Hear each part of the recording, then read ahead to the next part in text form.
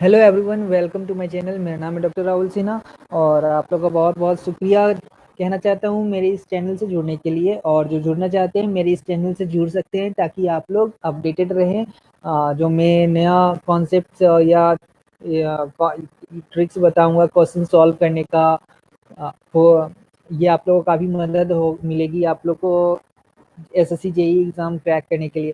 Even अगर SSC JE exams के अलावा अगर आप लोग कोई भी अदर कॉम्पिटिटिव एग्ज़ाम्स दे रहे हैं तो उसमें भी आप लोगों को काफ़ी मदद मिलेगी।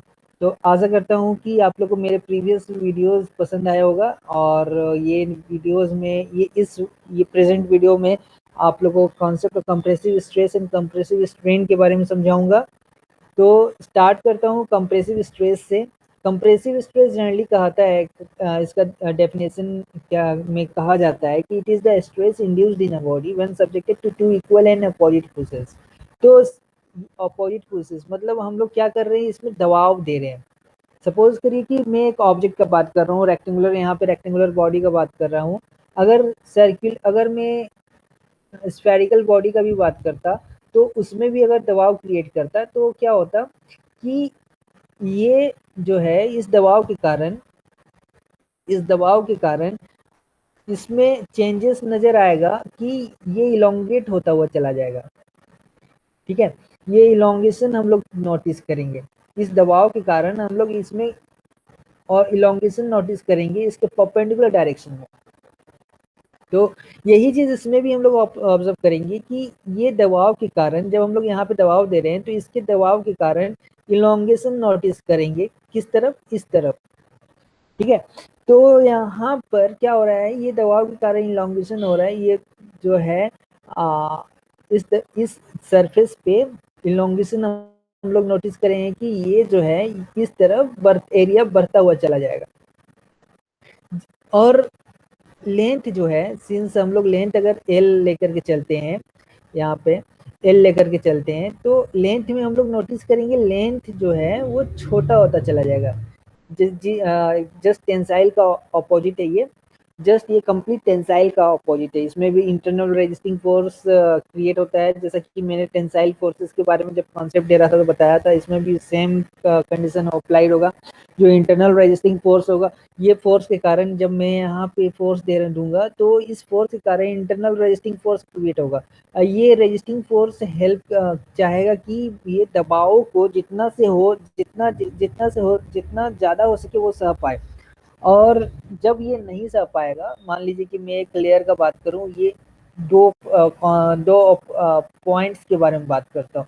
सपोज करिए ये पॉइंट के बारे में बात करता हूँ, ये पॉइंट 1 और ये पॉइंट 2। तो हम लोग क्या ऑब्जर्व करेंगे कि ये जो पॉइंट है ये एक दूसरे के नज़दीक आता हुआ नज़र आएगा। ये एक दूसरे के नज़दीक आता हुआ नज़र आएगा और नज़दीक आने के कारण लेंथ में चेंजेस नज़र आएगा कि लेंथ इसका डिक्रीज होगा।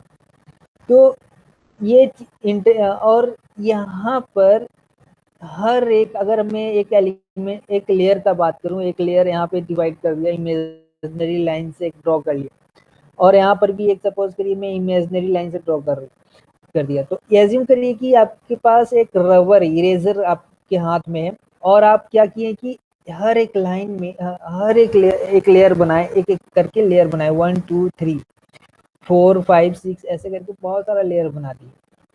अब आप लोग क्या ऑब्जर्व करेंगे कि ये पहला लेयर सेकेंड लेयर के ऊपर दबाव देगा, सेकेंड लेयर थर्ड लेयर के ऊपर दबाव देगा, थर्ड लेयर फोर्थ लेयर के ऊपर दबाव देगा। ऐसे हर एक लेयर पे रेजिस्टिंग फोर्स क्रिएट होगा। तो ये दबाव के कारण इसका लेंथ में हम लोग नोटिस करेंगे, लेंथ में चेंजेस आया। ये लेंथ में क्या चेंजेस आया, लेंथ इसका छोटा होता हुआ चला गया। और आप लोग इस दबाव के कारण एक और चीज नोटिस करेंगे कि ये जैसे कि मैं एग्जांपल ले रहा हूँ एक इरेजर का मैं यहाँ पे एग्जांपल ले रहा हूँ। तो यहाँ पर हम लोग क्या ऑब्जर्व करेंगे कि इसके एरिया में चेंजेस हो रहा है, एरिया इंक्रीज होता हुआ चला जा रहा है। ये एरिया इंक्रीज होता हुआ चला जा रहा है। जस्ट कंप्लीट इसका टेंसाइल स्ट्रेस का ये उल्टा होता है कंप्रेसिव स्ट्रेस।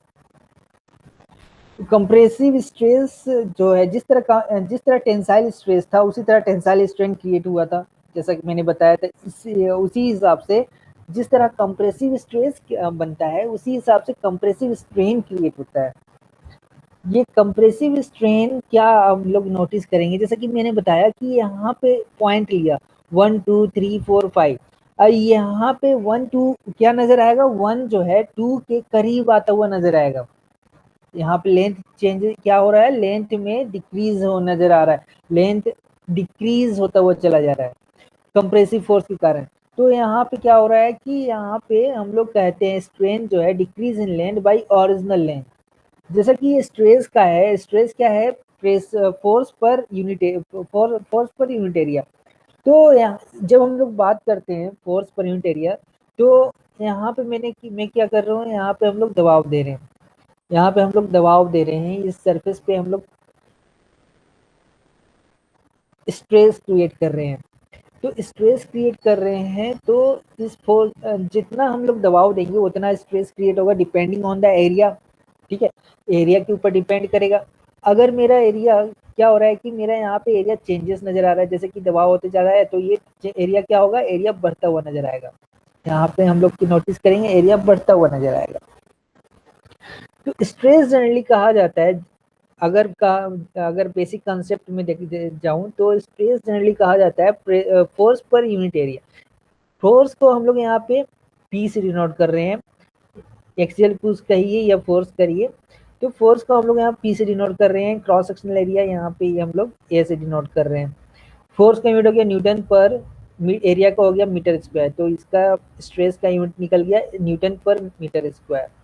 उसी हिसाब से स्ट्रेन का यहाँ पे हम लोग देख रहे हैं decrease in length bye original length. तो डिक्रीज इन लेंथ कितना हुआ, L minus L not by L. तो एल मेरा क्या है, एल इनिशियल लेंथ है, यहाँ पे एल जो है मेरा इनिशियल लेंथ है, जो पहले का जो मेरा था। और उसके बाद क्या चेंजेस नजर आया, ये फाइनल में हम लोग ये चेंजेस नजर आया। तो ये डिक्रीज इन लेंथ हम लोग नोटिस कर रहे हैं, हम लोग यहाँ पे डिक्रीज इन लेंथ, ध्यान दीजिएगा इस बात को, यहाँ पे हम लोग डिक्रीज इन लेंथ नोटिस कर रहे हैं। ठीक है, तो ये स्ट्रेन है मेरा decrease in length by original length. एक टॉपिक है shear stress and shear strain. जिस तरह कंप्रेसिव स्ट्रेस क्रिएट हुआ था उस तरह से कंप्रेसिव स्ट्रेन क्रिएट हुआ, और जिस हिसाब से कंप्रेसिव शियर स्ट्रेस क्रिएट हो रहा है उसी हिसाब से शियर स्ट्रेन क्रिएट होगा। तो शियर स्ट्रेस बात करते हैं, शियर स्ट्रेस है क्या। शियर स्ट्रेस कहा जाता है the stress induced in a body when subjected to two equal and opposite forces which are acting tangentially across the resisting section।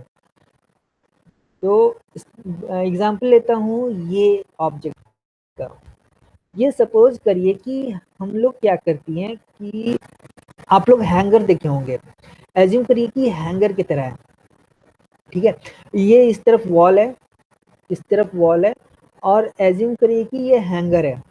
तो हैंगर क्या, ये हैंगर को हम लोग क्या किए हैं, ये नट बोल्ट से इधर से कनेक्ट कर दिए हैं, और ये नट बोल्ट के ऊपर हम लोग फोकस नहीं कर रहे हैं, हम लोग ये हैंगर के बारे में ऊपर में फोकस करना है अभी। तो एज्यूम करिए कि ये हैंगर है, और ये हैंगर पे हम लोग क्या कर रहे हैं, बार बार कपड़ा जो है बार बार इसके ऊपर लोड दे रहे हैं। ठीक है, इसके ऊपर हम लोग सपोज करिए कि ये मेरा क्लॉथ 1 है, फिर एक पर्सन आए, वो एक और अपना क्लॉथ लगा दी, ये क्लॉथ 2 है। इस तरह से फिर क्या हुआ कि हम लोग मल्टीपल बहुत सारा क्लॉथ इसमें लगा दिए हैं। हैंगर में क्या हो, जनरली यही किया जाता है कि बहुत सारा मल्टीपल क्लॉथ एक जगह ला दिया जाता है। तो उसी हिसाब से ये जो क्लॉथ है इसका वेट, इसका भी वेट डाउनवर्ड की तरफ दे रहा हूँ। C3 मानिए, ये C1, ये C2, ये C3। ठीक है, तो इसी हिसाब से और भी मल्टीपल ले लेता हूँ। तो क्या हो रहा है कि हम लोग यहाँ बार बार लोड इंक्रीज कर रहे हैं, यहाँ पे बार बार लोड इंक्रीज कर रहे हैं, P1 P2 P3 P4 ऐसे करके हम लोग लोड इंक्रीज कर रहे हैं। जैसे जैसे हम लोग यहाँ पे लोड इंक्रीज कर रहे हैं उसी हिसाब से यहाँ इस सरफेस पे, उस हिसाब से इसमें रेजिस्टिंग फोर्सेस क्रिएट होगा, रेजिस्टिंग फोर्सेस यहाँ पे सरफेस पे क्रिएट होगा। तो ये जो फोर्सेस लग रहा है, आप लोग देख रहे हैं, ये जो फोर्सेस लग रहा है ये एरिया के पैरेलली लग रहा है, ये फोर्सेस जो है ये एरिया के पैरेलल लग रहा है। और ये जो है सिंपली आप देख सकते हैं कि मतलब एक तरफ से फिक्स्ड किया हुआ है, और दीवार से एक तरफ से फिक्स किया हुआ है और एक तरफ से लोड दिया हुआ है। ये लोड के कारण यहाँ पे रेजिस्टिंग फोर्स क्रिएट होगा। ये शियर फोर्स यहाँ पे जो दिखाया गया है, ये रेजिस्टिंग फोर्स यहाँ पे शो करना था। तो और ये यहाँ पे मेरा शियर फोर्स लग रहा है, तो ये शियर फोर्स के कारण यहाँ पे रेजिस्टिंग फोर्स क्रिएट होगा। ये क्रिएट होने के कारण क्या होता है कि अगर यहाँ पे लोड इंक्रीज होता हुआ चला जाएगा, तो ये कहीं ना कहीं डिक्रीज होता हुआ कभी कभी एक समय आया है कि ये इस फोर्स को सह ना पाए और यहाँ पे अचानक से टूट जाए। तो ये होता है शियर स्ट्रेस। तो शियर स्ट्रेस हम लोग रिवेटिंग सेक्शंस में भी देख सकते हैं शियर स्ट्रेस होना। ये आप लोग देख सकते हैं, अगर ये दो इक्वल अपोजिट फोर्सेस से हम लोग खींचे तो इस जाहिर सी बात है ये सरफेस पे शियर फोर्स क्रिएट होना स्टार्ट हो जाएगा।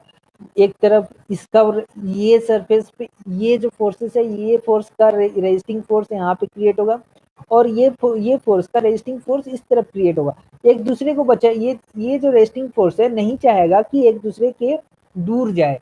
ये पॉइंट और ये पॉइंट नहीं चाहेगा कि एक दूसरे से दूर दूर जाए।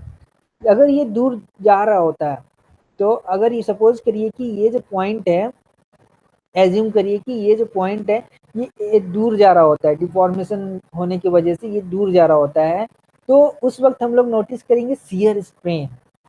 ठीक है, ये डिस्टेंस जो है हम लोग कब ऑब्जर्व करते हैं कि शियर स्ट्रेन, ये हम लोग ऑब्जर्व करते हैं कि ये जो पॉइंट है यहाँ पे एज्यूम करिए पहला मेरा पॉइंट था और ये रेक्टेंगल क्या, ये मान के चलिए कि स्क्वायर है और ये जैसे जैसे इसके ऊपर खिंचावट आ रहा है शियर फोर्स के कारण, तो क्या हो रहा है कि ये डिफॉर्मेशन होना स्टार्ट हो रहा है और ये डिफॉर्म होना स्टार्ट हो रहा है। तो ये डिस्प्लेसमेंट के हिसाब से हम लोग देख रहे हैं कि ये डिस्प्लेसमेंट हो रहा है। तो और कहीं कभी एक वक्त आएगा कि जब ये शियर फोर्स हम लोग बढ़ा दें और ये अचानक से यहाँ से ब्रेक हो जाए। तो एक वक्त ऐसा भी होता है कि हम लोग फोर्स लग बढ़ा देते हैं और ये ब्रेक भी हो सकता है, तो वहाँ पे हम लोग कहते हैं कि ये शियर फोर्स के कारण ब्रेक हुआ। तो ये बेसिक कंसेप्ट अगर देखा जाए तो shear stress and shear strain का बेसिक कंसेप्ट यही है।